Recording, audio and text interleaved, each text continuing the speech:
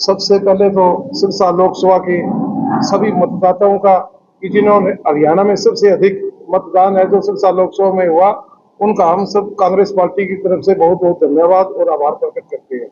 इसी के साथ मीडिया कर्मियों का, हमारे कांग्रेस जनों का और आम जनता प्रशासन का भी हम धन्यवाद करते हैं कि सिरसा पार्लियामेंट में शांतिपूर्वक मतदान संपन्न हुआ।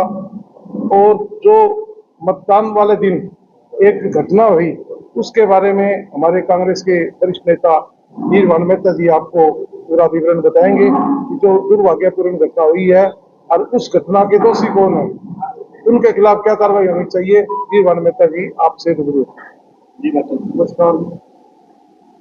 सबसे पहले तो मैं आपका और सरपंच लोकसभा क्षेत्र की जनता का धन्यवाद करता हूँ, जिन्होंने शांतिपूर्ण मतदान में सहयोग दिया और मतदान किया।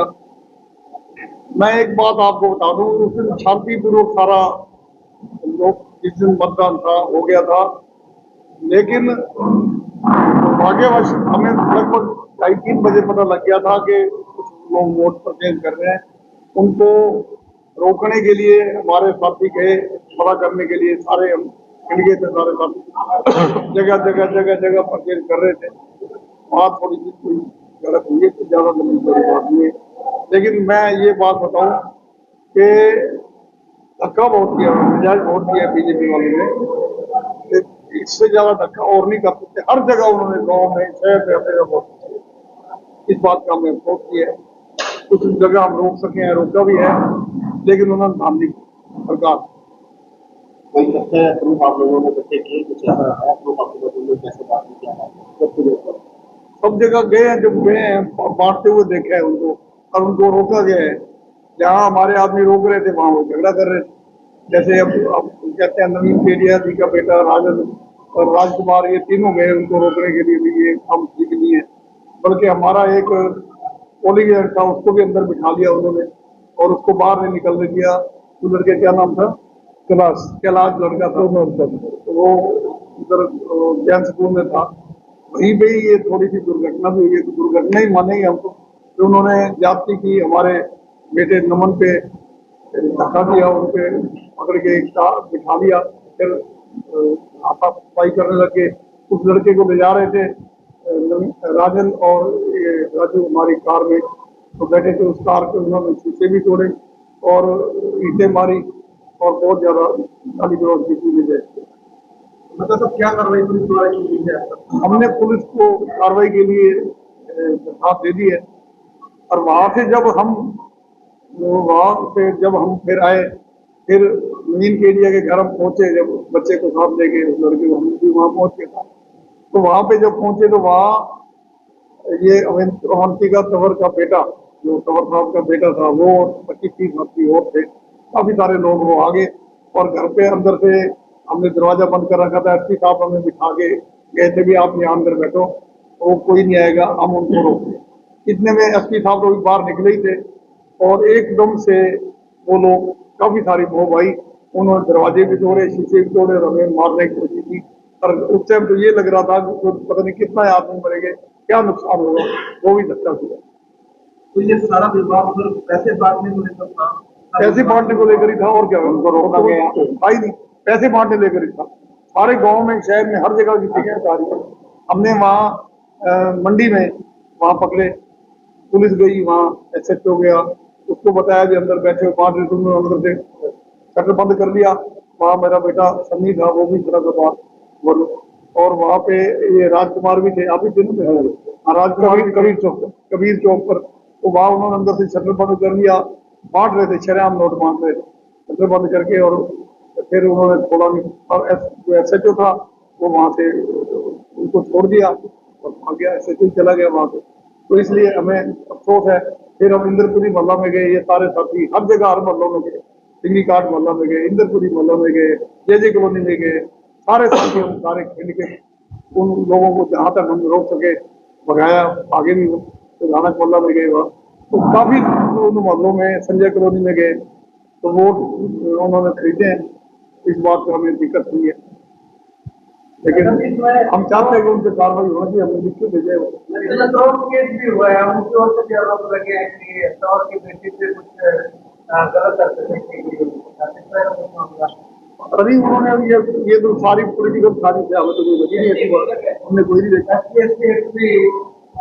तो कोई किसी के लगा देंगे। हाँ बिल्कुल बिल्कुल पुलिस की एसपी साहब वही थे। अभी कोई बंदा नहीं पकड़ा, उन्होंने बंदे को भगा दिया, बल्कि जो बंदे थे वहां पे मौके पे हम थे अरे अंदर बैठे हुए।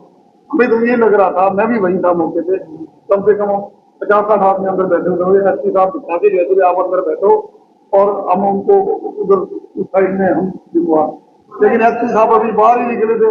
उन्होंने डंडे और दूसरे बट्टे जोर जोर से मारने लगे, दरवाजे तोड़ दिए।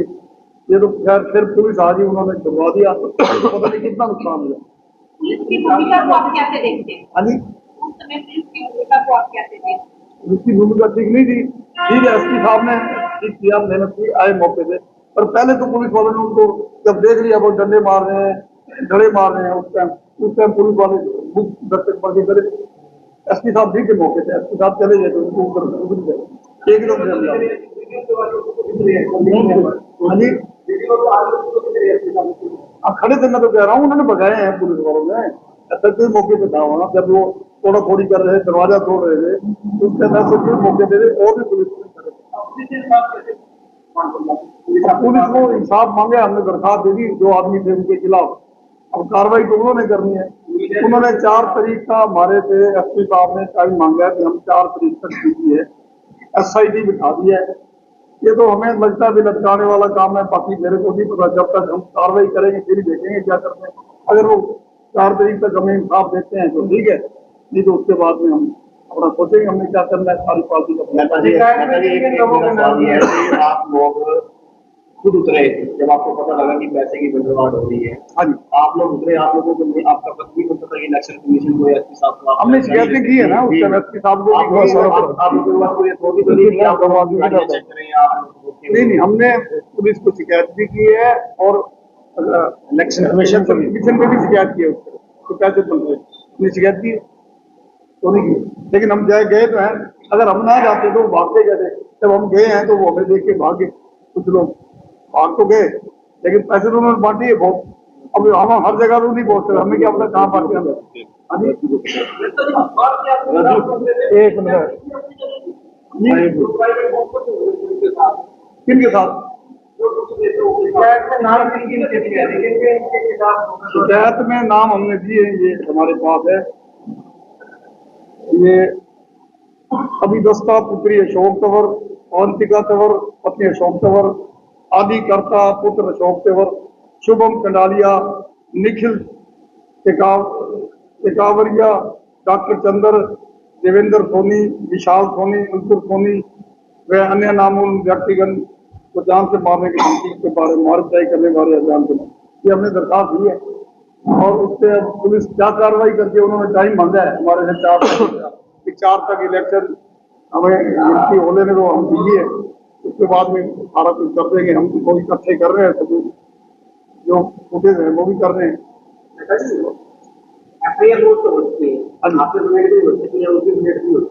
ठीक है, पापाई नेम है। हाँ जी,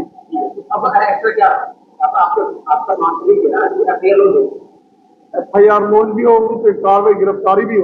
ये चाहते हैं उसको गिरफ्तार करें जो मुजरिम है। तो हमने सबूत दे दिए, हमने वहाँ क्लिप भेजी दी है उनको, जो आदमी कार्रवाई कर रहे हैं सारी। हमारे से तो मांगा है। हाँ जी, 4 तारीख तक का आप इंतजार करोगे या पहले कार्रवाई? अब चलो उन्होंने मांगा है तो हमने क्या भी 4 तारीख को कोई बात नहीं। सारे कल एसपी साहब से मिले गए थे, उन्होंने टाइम मांगा, हमने कहा कोई बात नहीं। ऐसा हमारी पुलिस पड़ी है उनके बाद, हमने सबूत दे दी कि ये बंदे थे। लेकिन उन्होंने क्या लगे नहीं 4 तक हमें समय तो हम बिजी हैं, थोड़ा सा हमने दे दिया 4 तक। 4 के तक अगर करते हैं ठीक है, नहीं तो फिर हम सारे खिलाफ करके अपनी अगली कार्रवाई क्या होगी? कब तक का टाइम? कब तक? 4 तारीख आपको कार्रवाई चाहते हो? नहीं, हम तो अब चाहते हैं लेकिन वो कर नहीं रहे। उन्होंने टाइम मांग लिया, हमने टाइम को देने के ऐसा जी, ये सारा एपिसोड हुआ कैसे? सबसे पहले हम शहर में सभी बूथ चेक कर रहे थे, तो कबीर चौक के पास से हमारे पास फोन आया भाई कबीर चौक पर भारतीय जनता पार्टी के कुछ लोग पैसे बांट रहे हैं। हमारे कुछ साथी वहां पहुंचे, उसके बाद में मैं खुद राजन मेहता और नमन केडिया हम वहां जब पहुंचे तो एक जो व्यक्ति पैसा बांट रहा था वो एक मोबाइल की दुकान पर उसने शटर बंद करके अपने को बंद कर लिया। दो तीन लोग जो और जिनके हाथ में पैसों के थैले थे वो मंडी में किसी दुकान पर छुप गए। हमने उसी टाइम एसडीएम को फोन किया, एसडीएम ने वहां पुलिस फोर्स भेजी, परंतु प्रशासन जो यहाँ का सिटी एसएचओ आया उसने उन लोगों को भगाने का मौका दे दिया, जबकि हमने कहा भाई एक आदमी इस दुकान में छुपा हुआ है। उन्होंने वो दुकान नहीं खोली, उसने दुकान से अंदर से बंद कर दी। वहीं से हमारे पास ये फोन आया कि जैन स्कूल का जो पोलिंग स्टेशन है वहां बीएलओ की सीट, हर पोलिंग स्टेशन पर बीएलओ बैठे थे। पोलिंग स्टेशन के अंदर जहां जो बीएलओ की सीट है वहां भारतीय जनता पार्टी के कार्यकर्ता बैठे हैं, बीएलओ नहीं है। उसी टाइम हम वहां से होते हुए बाजारों में से होते हुए नौरिया बाजार पहुंचे। नौरिया बाजार में गए तो वहां बीएलओ की सीट पर गंगाराम कपड़े वाला, एक देवेंद्र सोनी, एक दीनदयाल कंदोई एडवोकेट, वहां तीन वो लोग वो उस सीट पर बैठे थे। हमने जाके कहा भी ये सरकारी सीट है, आप यहाँ कैसे बैठे हो? अगर आपने भारतीय जनता पार्टी के एजेंट आपने कोई पोलिंग स्टेशन बनाया है तो जो पोलिंग स्टेशन से 200 मीटर की क्लास है, 200 मीटर के बाद आप अपना टेंट लगा के बैठो, अंदर आप कैसे बैठ सकते हो? इस बात पर उन्होंने वहां बहस भी हुई और पुलिस वालों ने उन तीनों को वहां से बाहर निकाला। उसके बाद में हम वहां से चले गए। फिर हमारे पास फोन आया कि जो हमारा पोलिंग एजेंट है क्लास, उसको कुछ लोगों ने बाहर बंधक बना दिया। बाहर 150 लोग इकट्ठे होके वहां कहते हैं भी जैसे ये बाहर निकलेगा उसके साथ हम मारपीट करेंगे। हमारे पास ये फोन आया, हम खुद जाने की बजाय हमने वहां एसएचओ को फोन किया। दिनकर यादव जो सिटी एसएचओ है वो वहां पुलिस फोर्स लेके जैन स्कूल में पहुंचा, परंतु उसने कोई कार्रवाई नहीं की। आधे घंटे बाद हमारे पास फिर फोन आता है कि वो मेरे को गेट से बाहर नहीं निकले दे रहे। जब हम सभी साथी वहां पहुंचे तो वहां अशोक तंवर जी जो भारतीय जनता पार्टी के उम्मीदवार है, उनकी धर्मपत्नी अविंतिका तंवर भी अपने कुछ साथियों के साथ आई हुई थी। जैसे हम वहां पहुंचे तो उन लोगों ने हमारे साथ बदतमीजियां शुरू कर दी। हमने कहा भी आपके साथ तो हमारा कोई झगड़ा ही नहीं है, हमारा एजेंट है, पुलिस बैठी है, पुलिस कार्रवाई करे और इसको एजेंट को सुरक्षित तो बाहर निकाले, हम तो झगड़ा करना नहीं चाहते। उसके बाद में एसएचओ वहां से एसएचओ ने कोई कार्रवाई करने की बजाय, आप सीसीटीवी में देख लेना, एसएचओ वहां से गाड़ी लेकर चला जाता है।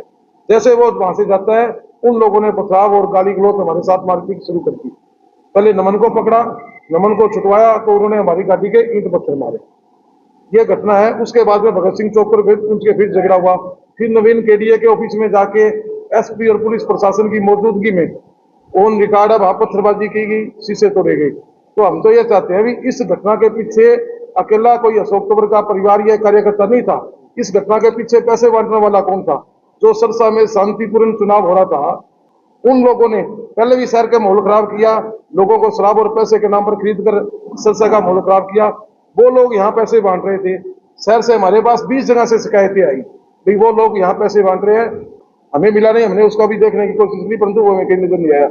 उसके लोग कबीर चौक, जानिया बाजार, इंद्रपुरी मोहल्ला, सिंगी काट मोहल्ला में भादरा पार्क, जीवन सिंह पार्क, वहां से हम उन लोगों को मौके पर पकड़ा परंतु प्रशासन ने कोई कार्रवाई नहीं करी और वो लोग वहां से भाग गए।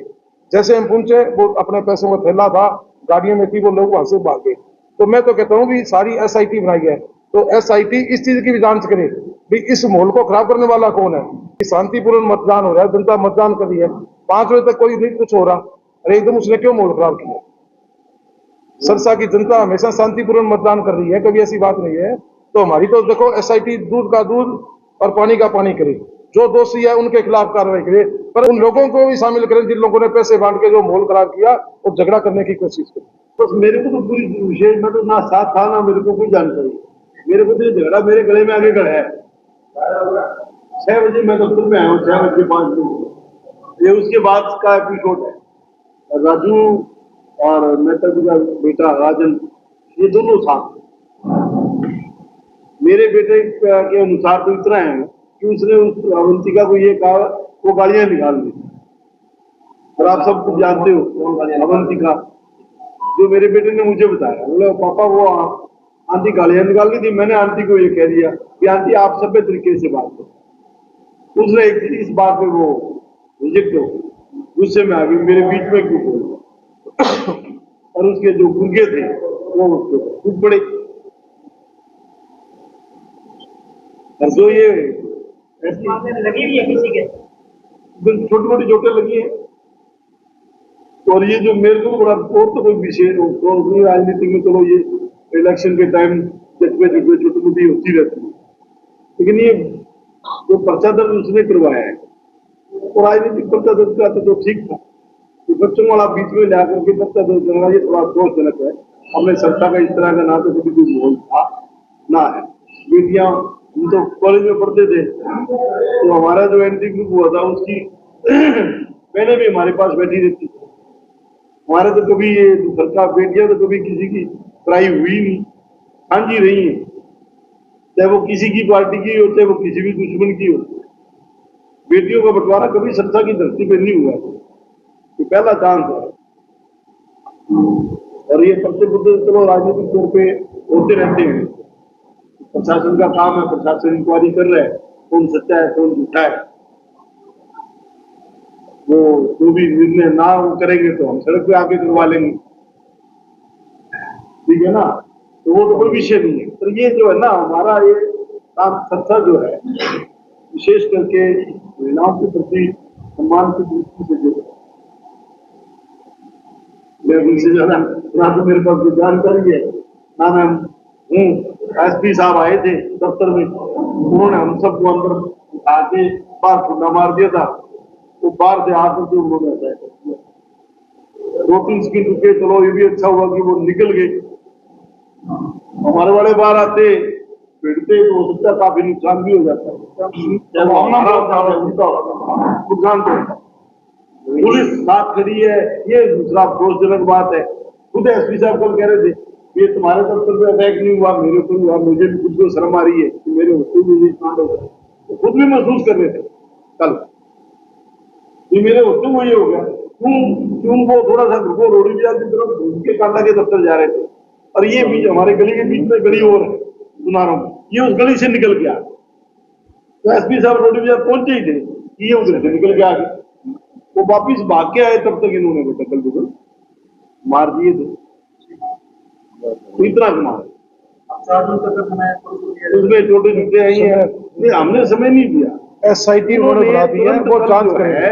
SIT का गठन कर दिया, बोले दोनों पक्ष से कोई गिरफ्तारी नहीं करेगी। 4 तारीख तक हम बिजी भी हैं और ये SIT जो SPM और DSP और जो भी उन्होंने बनाई है SIT, उसके नेतृत्व में जितने भी वीडियो आप लोगों के पास है या पब्लिक के पास है, उन्होंने पब्लिकली अनाउंस किया इस एपिसोड से संबंधित कोई भी वीडियो किसी के पास भी है तो वो प्रशासन को सुपुर्द करेगा ताकि इसके ऊपर निष्पक्ष रूप से इसकी जांच हो सके और दोषी को सजा दी जाए। तो उसके लिए उन्होंने वीडियो मांगी कि आपके पास भी कोई अगर है प्रूफ तो हमें सबमिट करा दो, और आपके जो भी पब्लिक के पास है तो वो भी देवे हमें। पत्रकार बंधुओं ने काफी मदद करी है, उन्होंने काफी सीढ़ियां दी है, प्रशासन को भी दी है, हमें भी दी है उनकी। कौन कौन लोग बैकडोर पे खड़े थे, कौन गली के नुक्कड़ पे खड़ा था, कौन सा राजनीतिक आदमी खड़ा था, उन्होंने भी पत्रकार बंधुओं ने भी दी है सीढ़ियां। ये लोग खड़े थे बाहर जो आपके दफ्तर पे अटैक हुआ तो गली के नुक्कड़ पे कौन खड़ा था। तो मतलब वो सारी की सारी एसपी साहब ने इकट्ठी करने के लिए एक SIT का गठन कर दिया ताकि निष्पक्ष रूप से इस पूरे प्रकरण की जांच हो और अपनी दोषियों को सजा। लोकसभा क्षेत्र के मतदाता हूँ और आपको आपकी अच्छी भूमिका के लिए और उनके शांतिपूर्व मतदान के लिए सभी को बधाई देता हूँ। मेरे से पूरा विशेषकर शर्मा जी ने जो कि इस घटनाक्रम में वहां मौजूद थे आपको विस्तार पूर्वक बता दिया।